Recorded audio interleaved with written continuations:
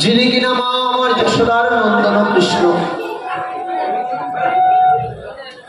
আজই পুজো ভাবে ভাবিত হয়ে সেই ব্রজের প্রেম রসটাকে আস্বাদন করবার জন্য এহেন শ্রীরাম নদিয়ার মাঝে অবতীর্ণ হয়েছেন আমার ভগবান।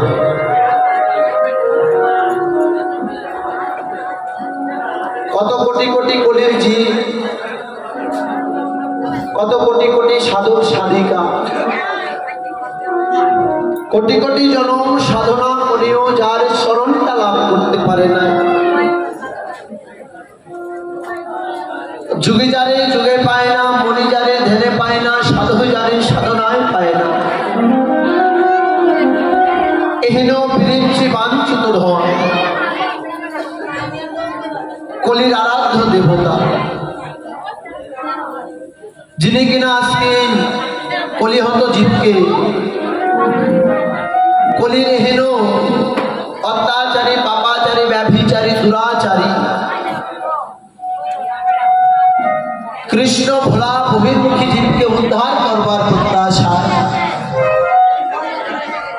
নিজে কৃষ্ণ নামের প্রেমের ডালিকে মাথায় করে এনে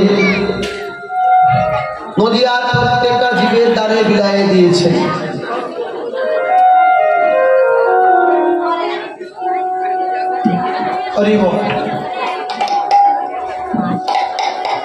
বাবা সত্য যুগে ছিলেন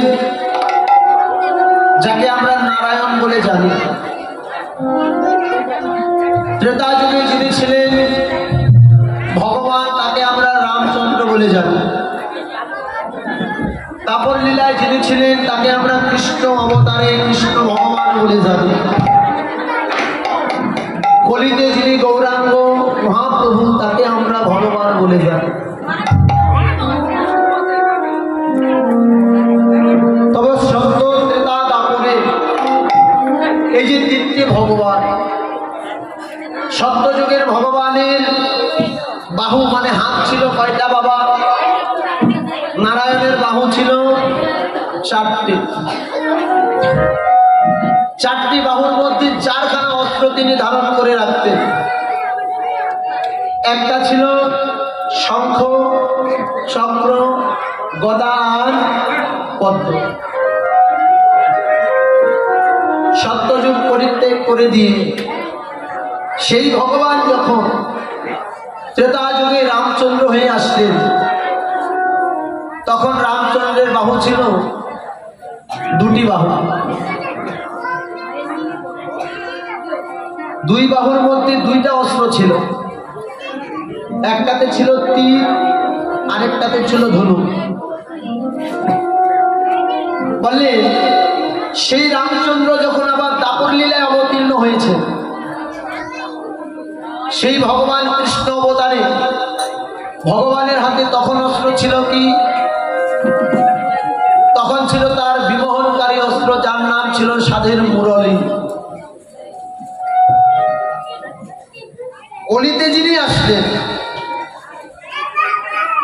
কলির ভগবানের হাতে না ছিল তার ধরাচূড়া বাঁশি, না ছিল তার শঙ্খচক্র গদা পদ্ম, না ছিল তার ওই তীরার ধনুক। ভগবান সবকিছু পরিত্যাগ করে দিয়ে আসলেন, নিরস্ত্র হয়ে ভগবান আসলেন। তাই বলে আমাদের এই ভাবনাটা ভুল বাবা। ভগবান কখনোই খালি হাতে আসে না, কখনোই খালি হাতে আসে না। যিনি পিতা হয়, ওমা যিনি পিতা হয়, সেই পিতা যদি 5 দিন 7 দিন ঘরের বাহিরে থাকে, সে আবার বাহির থেকে 5 দিন 7 দিন পরে ঘরে আসার সময় ঠিক তাদের সন্তানদের জন্য নিজের কিছু থাক বা না থাক, কোনো না কোনো কিছু ঠিক তার ঘরের ভিতরে নিয়ে আসবে। এটা হচ্ছে পিতার ধর্ম। পিতাকে বলে দিতে হয় না যে তোমার ঘরে সন্তান আছে, তুমি খালি হাতে যাবে কেন, যাওয়ার সময় কিছু নিয়ে যাও। পিতা কিন্তু ঠিক নিয়ে আসে। আমার মহাপ্রভু, আমার ভগবান তো বিশ্বপিতা বাবা, যার সন্তান আমরা জগতের সবাই। তাহলে আমরা কি করে বুঝতে পারি যে ভগবান খালি হাতে জগতের জন্য এসেছেন? না, বললেন জগৎ সংসারে ভগবান আমাদেরকে উদ্ধার করবে বলে কৃষ্ণ নামের প্রেমকে সঙ্গে করে নিয়ে এসেছে। কৃষ্ণ নাম নিয়ে আসেনি ভগবান। মহাপ্রভু হরিনাম আনি নাই। মহাপ্রভুর জন্মের 52 বছর আগে কৃষ্ণ নাম শান্তিপুরে অদ্বৈত আচার্যের গৃহে হয়েছিল। 52 বছর আগে। মহাপ্রভুর জন্মের 30 বছর আগে এই কৃষ্ণ নাম বেনাপুরের জঙ্গলে বসে বসে নামাচার্য হরিদাস ঠাকুর মহাশয় 3 লক্ষ বার জপ করেছেন। তার মানে ভগবান আমার গৌরাঙ্গ মহাপ্রভু এই কৃষ্ণ নাম জগতে আনে নাই। তবে আনলোটা কি না, যেই ধনটা কোনোদিন কোনো কালে অর্পণ করা হয়নি আর অর্পিত হবারও নয়, যেই ধনটা ছিল একমাত্র রাধারানীর খাজ ভান্ডারে লুকায়িত, যার নাম ছিল প্রেম ধন। এই প্রেম ধনটাকে রাধারানীর খাজ ভান্ডার থেকে লুকায়িত সেই প্রেম বস্তু আজকে চুরি করে এনে আজকে আমাদের মধ্যে বিলাই দিয়েছে। বিলাই দিলেন আর বললেন, জগতের জি তোমরা কৃষ্ণ বলে কাঁদবে, কিন্তু ওই কৃষ্ণ নামে যদি তোমাদের প্রেম না থাকে, ওই নামে কোনোদিন তুমি উদ্ধার হতে পারবে না।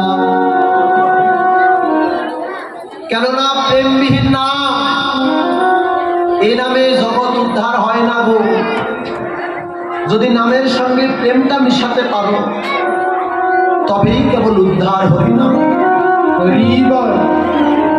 ভগবান যে প্রতিজ্ঞাবদ্ধ যে আমি রাম আদি অবতারী ক্রোধে নানা অস্ত্র ধরে অসুরকে করিলাম সংহার, সেদিন প্রতিজ্ঞা করেছিলেন এবি অস্ত্র আমি আর না ধরব, প্রাণে কারো আর না মারিব, শুধু এই হরিনামের প্রেম দিয়েই চিত্ত শুদ্ধি করিব সবার।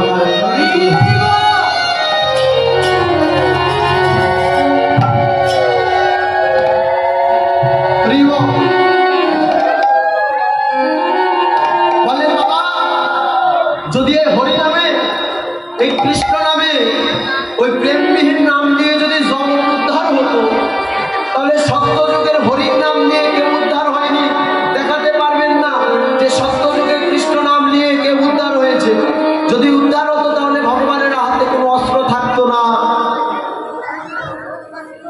ত্রেতা যুগে রামরূপে এসে ভগবান অস্ত্র দিয়ে জগতের সকলকে উদ্ধার করল। দাপর লীলায় কংসকে বধ করলো ভগবান নিজের হাতে।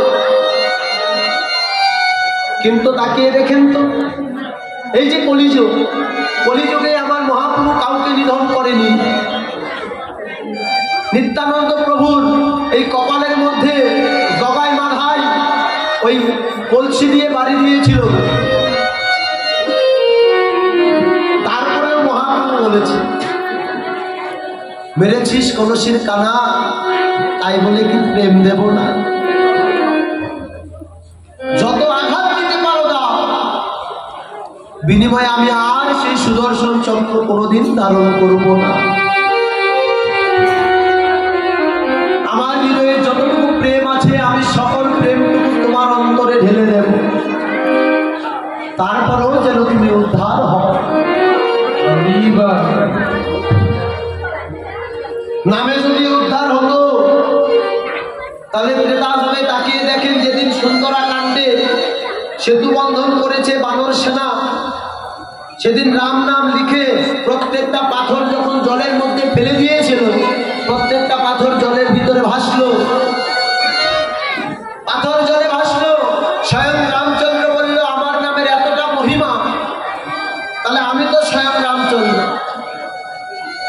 আমি পাথর নিক্ষেপ করলে তো ডুববার কথা নয়।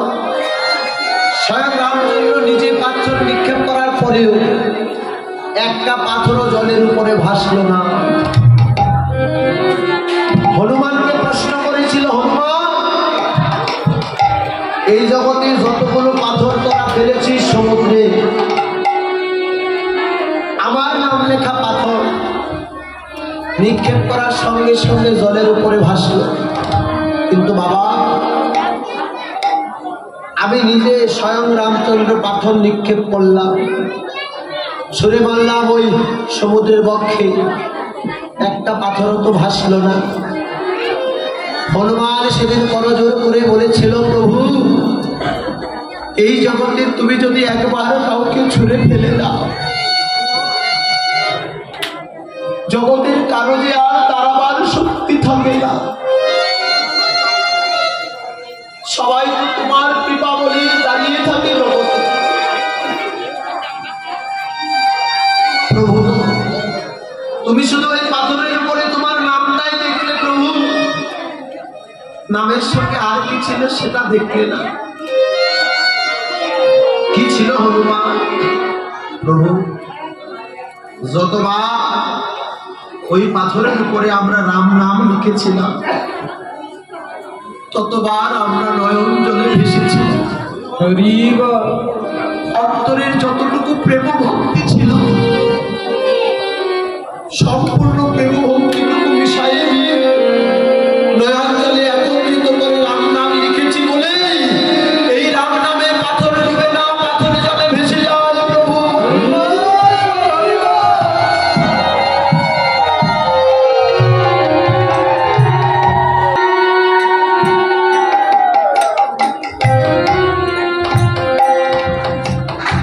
সেই প্রেমময় কৃষ্ণ নাম মহাপ্রভু নদিয়ায় অবতীর্ণ হয়ে নদিয়ার পথে পথে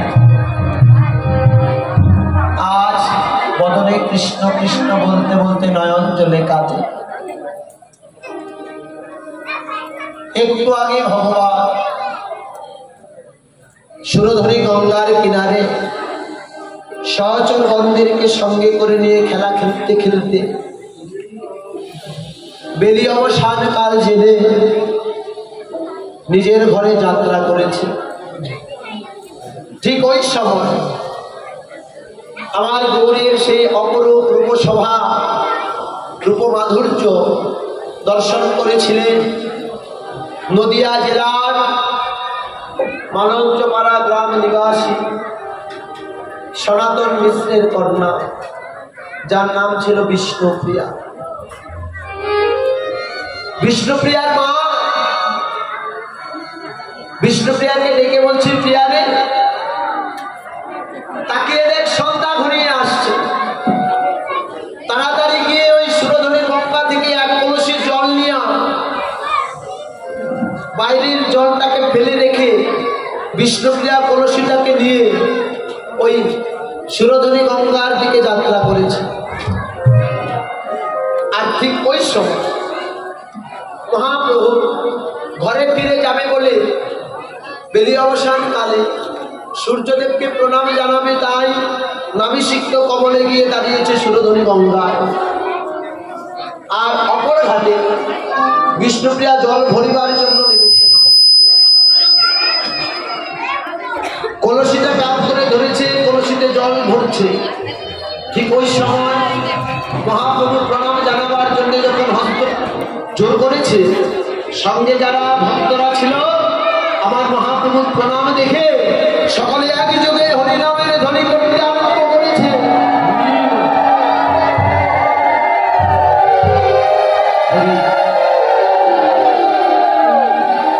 সেই ধ্বনি শুনে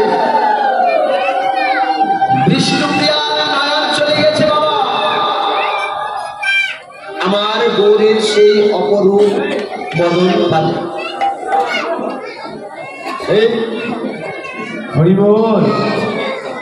সেই গৌরের বদন পানে বিষ্ণুপ্রিয়া নয়ন চলে গেছে। সেই যে নয়ন গেল বাবা, নয়ন আর ফেরাতে পারছে। এদিকে হাতের কলসি গঙ্গা নদীর স্রোতে লেগে কখন যে ভেসে গেছে আদর দরিয়া। মহাপ্রভু চলে গেল নাচতে নাচতে। হঠাৎ করে স্মরণ হয়েছে বাবা, হাতের কলসি নাই, শূন্য হস্তে আজ নিজ ঘরে এসে নির্জন নিরালায় বসে বসে সেই রূপের কথা ভাবছে। ঠিক ওই সময়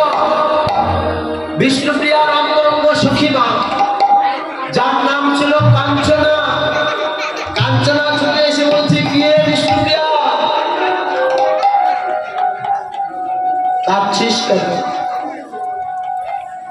বিষ্ণুপ্রিয়া বলছে জানিস না গরি রে, আমি যে গিয়েছিলাম সাঁঝের বেলা, আমি গিয়েছিলাম সাঁঝের বেলায় জলে ফেলে জ্বালাতে গিয়ে ওরে নাগরী ওই সুরধনী গঙ্গায় একে অপরূপ রূপের মানুষ দেখে এলাম।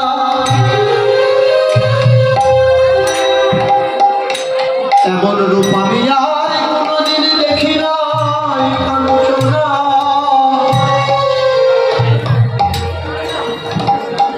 যেই রূপ দেখলে যোগী তার যোগ ভুলে যায়, ভুলে যায় মনে ভুলে তাই যায়। কাঞ্চনা,